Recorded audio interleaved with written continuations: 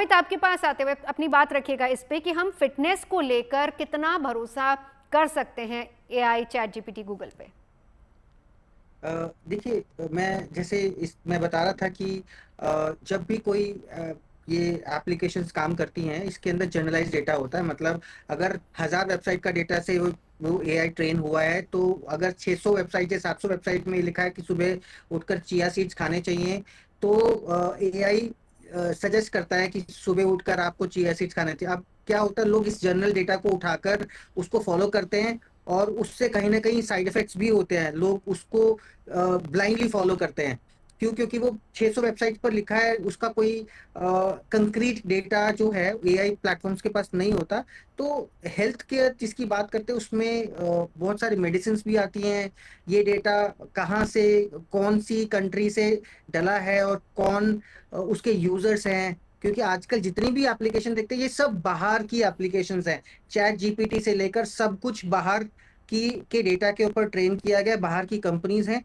और वो उन्हीं कंपनीज के ऊपर, और वो उनका जो स्पेसिफिक डेटा होता है उसी को डालते हैं। उसी के बेसिस पर, मतलब हम इंडिया में रहकर जो मैक्सिमम डेटा प्रिक्योर करते हैं, दूसरी कंट्रीज का जो डेटा होता है उसके बेसिस पर जनरलाइज डेटा देखते हैं। हम्म। तो जनरलाइज डेटा पर, फिटनेस पर हम नहीं जा सकते। तो अगर फिर यहाँ से तो यहीं से तो आप देख लीजिए भ्रम फैल रहा है, क्योंकि हर जगह पर डॉक्टर मनोज आपके पास आते हुए, क्योंकि हर जगह पर यह कहा जाता है कि हम जिस जगह पर रहते हैं उस जगह का लोकल फूड हमें खाना चाहिए। जाहिर सी बात है, तो फिर अगर हम इस पर, ये भी बिल्कुल भरोसे लायक नहीं है फिर इस मामले में तो, डॉक्टर नहीं, मनोज। देखिए देखिए, मैं एक चीज बड़ा क्लियर बता दूं कि हाँ। जो ट्रीटमेंट आर्म है, चाहे गूगल का हो चाहे वो एआई का हो, वो बिल्कुल रिलायबल नहीं है। ट्रीटमेंट आर्म जो है वो डॉक्टर का है। आप नॉलेज गैदर कर लीजिए, आप डेटा कलेक्ट कर लीजिए, आप तमाम जानकारी कलेक्ट कीजिए, बट उसकी एनालिसिस और फाइनल जो आप उसको ट्रीटमेंट दीजिएगा। जहां तक आप फिटनेस की बात कर रहे हैं, मतलब मुझे तो लगता है फिटनेस में एआई और अनरिलायबल है। क्योंकि मैं कई बार आपके सामने भी बोला हूं कि बाहर से सुंदर और सुडौल दिखना ही आपके स्वस्थ शरीर का परिचायक नहीं है। आप देखने में बिल्कुल ठीक है, आपका बीएमआई भी ठीक है, सब कुछ ठीक है, उसके बावजूद भी हार्ट अटैक हो रहे हैं। आप देख ही रहे हैं कितने देखने में बिल्कुल फिट से रहने वाले लोग, उनको हार्ट अटैक हो रहे हैं यंग एज में।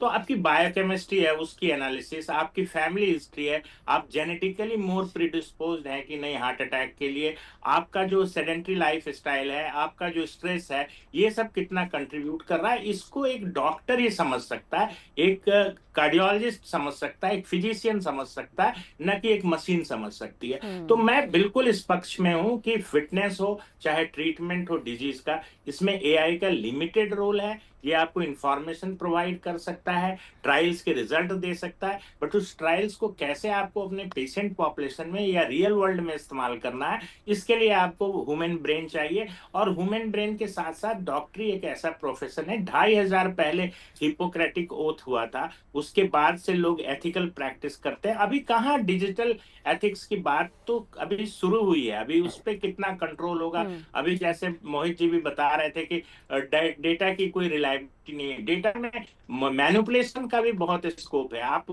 तमाम जो आप रिजल्ट्स वहां अपलोड बिल्कुल होते सही। हैं, उसमें भी आप छेड़खानी कर सकते हैं।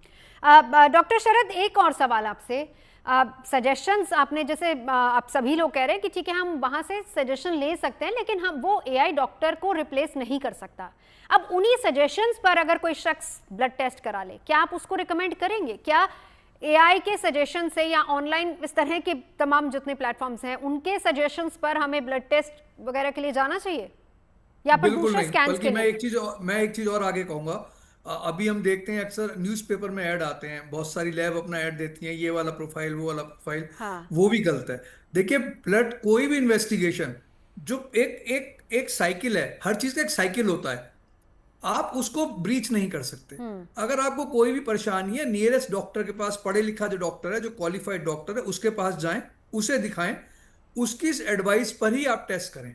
क्योंकि अभी मैं आपको, अगर आप कभी मेडिकल कॉलेज का किसी का सर्वे करेंगी, या किसी बड़े जो हमारे अच्छे हॉस्पिटल्स हैं, जहाँ जहाँ पे हमारे अच्छा स्टैंडर्ड है, क्वालिटी एक्रीडेटेड है, आप उन्हें देखेंगी, तो जो हमारा टेस्ट की रिक्विजिशन स्लिप होती है ना, उसमें एक प्रोविजनल डायग्नोसिस ना हिस्ट्री लिखी होती है पेशेंट की, कि इस पेशेंट को ये हिस्ट्री है और डॉक्टर ये पैरामीटर को चाहता है, जरा इसको ढंग से देखें।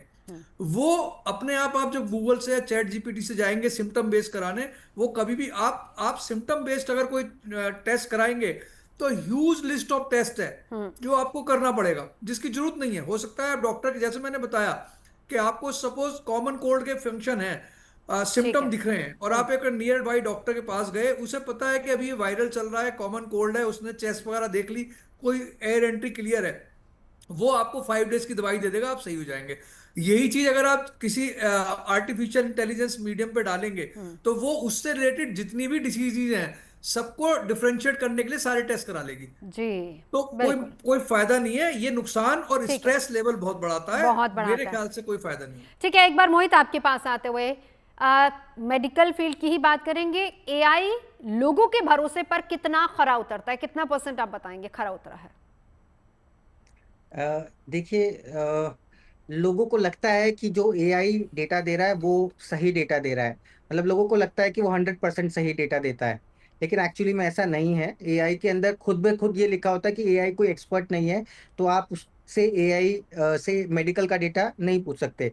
सो मैं देखूंगा कि भाई 7 से 10% के बीच का डेटा जो देता है वो किसी भी चीज डायग्नोसिस में देता है। बाकी आप जनरल क्वेश्चंस पूछोगे तो जनरल क्वेश्चंस के वो आंसर दे सकता है, बट बहुत डीपली अगर कोई स्पेसिफिक क्वेश्चन पूछोगे तो आप उसको उसके करेक्ट आंसर्स नहीं दे सकता। कई बार वो आपको मिसलीड कर लेगा, कई बार आपको जनरलाइज कंटेंट डिस्प्ले करा देगा। ठीक है, जैसे कि अभी बात हुई है जिसपे। बिल्कुल। डॉक्टर गुप्ता, भरोसा करें या नहीं करें डॉक्टर गूगल पर? डॉक्टर मनोज? मुझे लगता है कि अभी इस स्टेज में नहीं है कि इस पे भरोसा किया जाए, और खास करके ट्रीटमेंट वाली पार्ट जो मैं बोल रहा हूँ उस पे तो बिल्कुल ना भरोसा करें। जहां तक डायग्नोसिस के लिए जो टेस्ट की रिक्वायरमेंट है वो भी बिल्कुल फिजिशियन गाइडेड होना चाहिए। वो कोई चैट जीपीटी से कि आप ये करा लीजिए, चेस्ट में पेन हुआ तो सीटी कॉर्नरी एंजियोग्राफी तक उसमें लिखा रहता है। तो मुझे लगता है कि आप नॉलेज करें और इंतजार करें। हो सकता है कि आने वाले सालों में और कुछ इम्प्रूवमेंट हो एआई में, सुपर एआई जिसको बोलते हैं, तो हो सकता है कि कुछ पार्ट आप उससे ले सकते हैं एटलीस्ट डायग्नोसिस में, बट ट्रीटमेंट पार्ट सोनली जो है वो डिस्क्रिप्शन है फिजिशियन का। ठीक है, यानी कि डॉक्टर्स के लिए कारगर है लेकिन पेशेंट्स के लिए उतना कारगर नहीं है, तो डॉक्टर गूगल की बजाय अपने डॉक्टर पर ज्यादा भरोसा करना सही रहेगा। बहुत बहुत शुक्रिया तमाम खास मेहमानों का हमारे साथ जुड़ने के लिए।